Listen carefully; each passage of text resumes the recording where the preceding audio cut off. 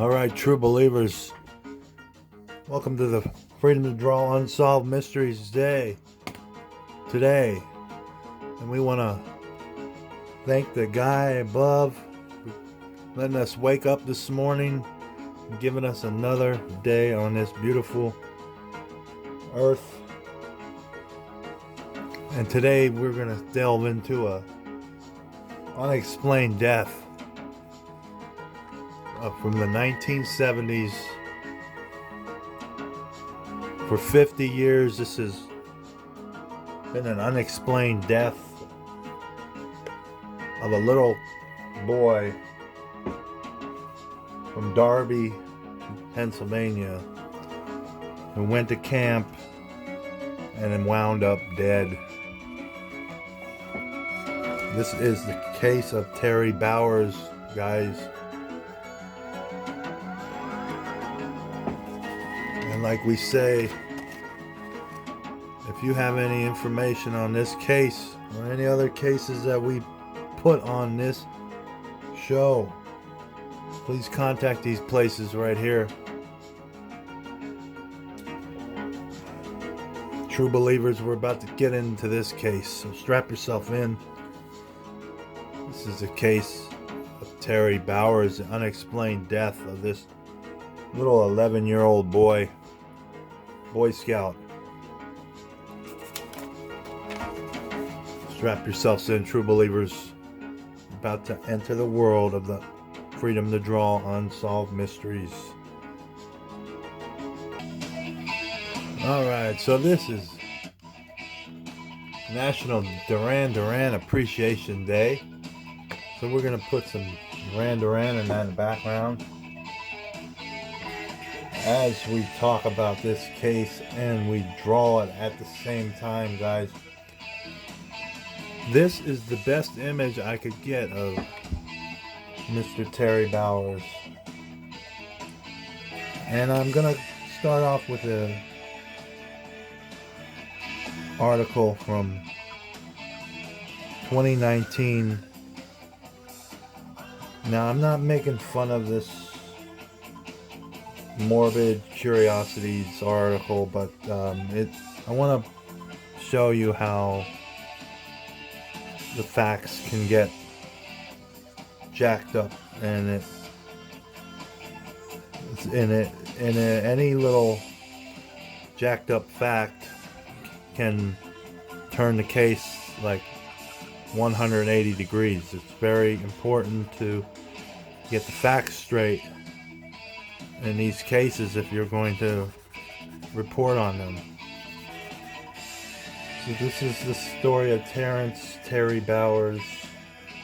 It was April 26, 1970 in Darby, Pennsylvania, when Terry Bowers was found stabbed to death in his sleeping bag. Now that's not what I heard. It's inaccuracy already. I heard that from several places that he was outside his his sleeping bag. Now you may say that you're just being nitpicky, but that has a lot to do with when you're trying to figure out what the heck happened to this little boy. So I'm going to go with the credible people that I did my research on, and they said he was found outside his sleeping bag, stabbed to death. So he was found outside his sleeping bag and then stabbed to death, and also they were in a line with several other children, and he was the last one in that line. So like you had kids laid out all along in a line, and then he was the last one. So whichever way the killer came, he could have come up upon him the first, or he could have come up upon him the last. We don't know. It's mysterious. And forgive me for the picture, this is the only picture I could get of this little boy, and it doesn't really show me any of the rest of him, so I'm just gonna have to use the artistic representation here and try to make it work.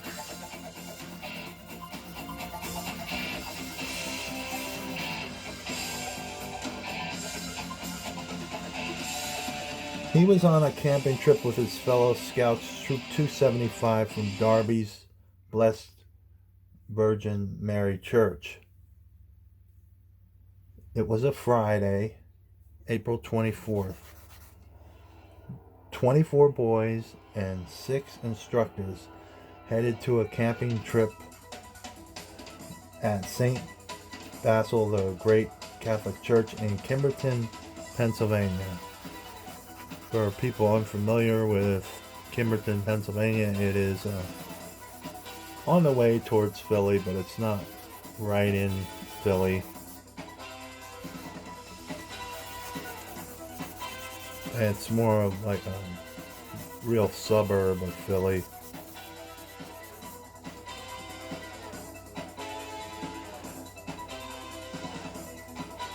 This church is about 30 miles away. Upon arriving, they set up camp and spent Saturday doing expected Boy Scout activities. And yes, that's true, but they don't really get into specifics. And I think important to this case is that they had some kind of crazy dress-up contest where the boys dressed up like girls and the girls, or no, it was a Boy Scout, I'm sorry. See, you get the facts screwed up real easy. The boys were just dressed up as girls and they had like a fashion show, and it's supposed to be everybody have fun and poke fun and just have a good time in general. The mood was, playful. They had Boy Scouts and the camp counselors also dressing up as females. And I thought that was important to this. And that's something that they didn't mention on this article.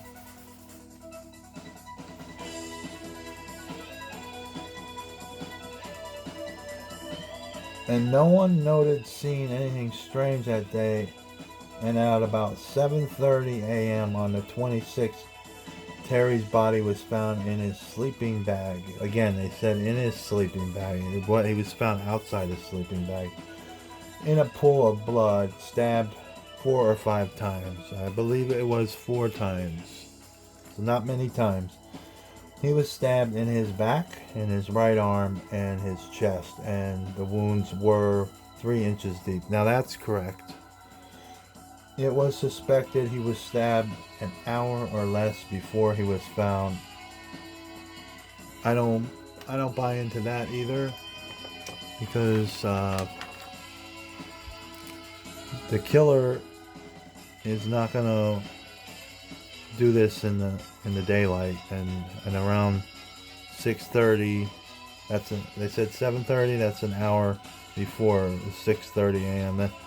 You're starting to see the sun, and I totally would, it just doesn't make sense. The killer would want the concealment of the night. So I find something wrong with that too. I think this murder was committed in the shield of the night. Whoever did this is not going to do this, because there was a line of kids sleeping, and Terry was at the end of that line. He was sleeping, and the killer is not going to risk. I mean, he was risking a lot just by doing it, but he's not going to add on to that risk by not doing it at night. He needs the cover of the night. This seems to be... It was suspected he was stabbed an hour less. No. This seems to be quite perplexing murder with no found weapon, motive, or witnesses. And that's true. There was no found weapon or motive or witnesses.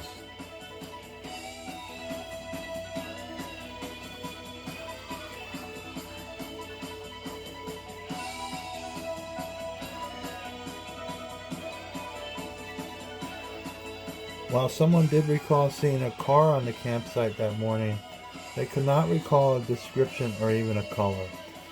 In July of 1970, the Boy Scouts posted a $5,000 reward for any information leading to the solution of this dastardly crime. However, this reward did not produce any tips that proved useful. By 1971, 26 state troopers spent an accumulated 6,200 hours on this case. In April of 1972, the police questioned an employee of an adult bookstore in Philadelphia after they had discovered clippings from newspaper articles about Bowers in his home. No arrest was made. And July 81, an imprisoned drug dealer, Timothy Finnegan, told the police that he once lived with a Chester County man who had admitted to killing Bowers. A case was not able to be made against him and no arrest was made. The jailhouse snitches don't always pan out. I mean, they have a very small success rate. Jailhouse snitches.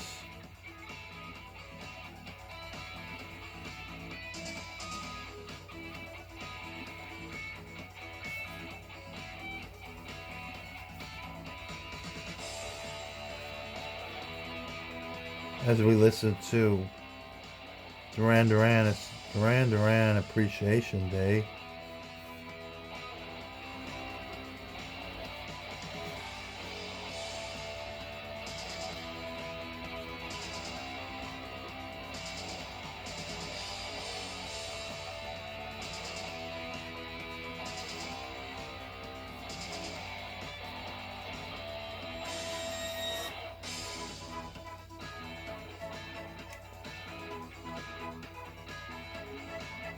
In December of 1991, the Inquirer reported that a second man has stepped forward and implicated the guilt of the same man that Finnegan had in regards to Bowers' death.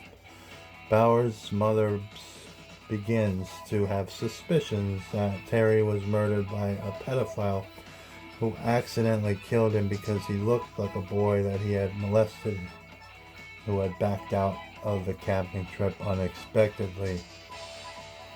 I tend to go along those lines. I think it was an adult pedophile who was fondling the kid. And in my opinion, Terry was a heavy sleeper. The guy came in the darkness of the night and just kind of, went shh, and kind of let him out of his sleeping bag, undid his pants. That he was found with his pants gone, and his top was on, and his pants were gone, and he kind of just scooched him out of his pants. And while he was doing this, whatever kind of sick fantasy he was trying to do, maybe he was trying to put his mouth on Terry's genitals. Yeah, this is graphic. I gotta warn you guys, but it might have happened this way. And then Terry woke up and recognized him and was like, what are you doing? What the heck are you doing? Like, no one heard anything, so he may have just been startled, and he saw it in his eye that he recognized him, and put his hand over his mouth and just boom, one shot to the chest. Probably did him in, and then he maybe turned over, or maybe Terry turned over just out of instinct. He might have moved again, and then boom, boom, boom, just to be sure, nailed him three more times.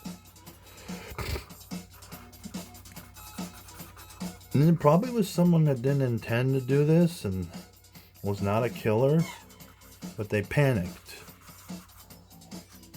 That's what I think happened. But the mystery is surrounded in this case. It's shrouded. These are all just guesses, educated guesses. They're just guesses.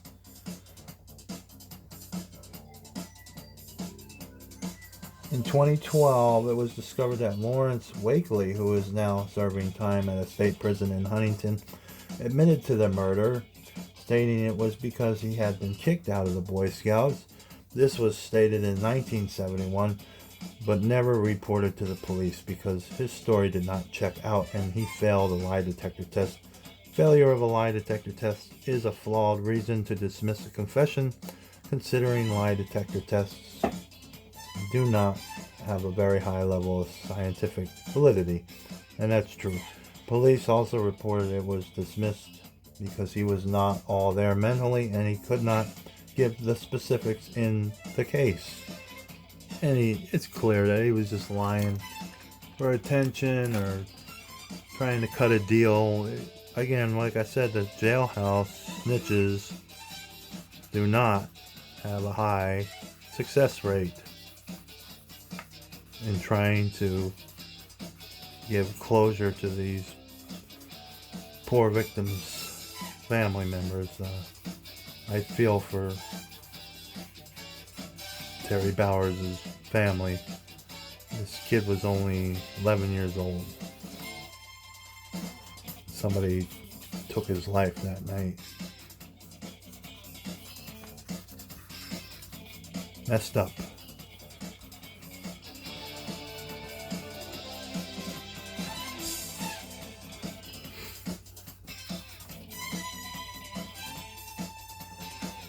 All these leads seem to be dead ends, leaving a sense of hopelessness around this case.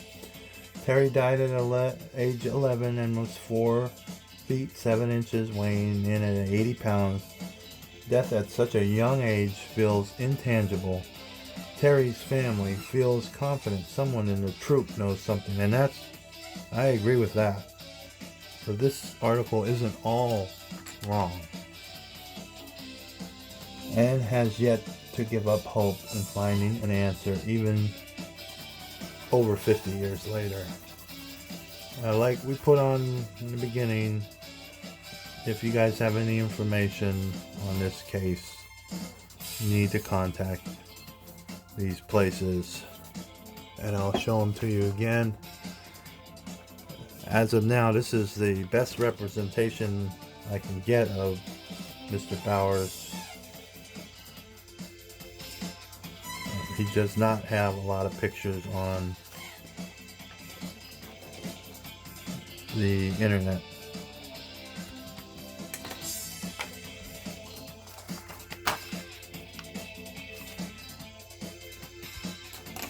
We're going to leave that up for a little bit, and that does it for this case, guys. We're going to let Duran play us out. Again, be nice to people today. Do something nice for someone. It doesn't cost you anything. And check these places out if you do have any information. Don't contact me. I can't do anything with the information. Just an artist. Anyway, this is the case of Terry Bowers from Darby, Pennsylvania. Peace out, true believers.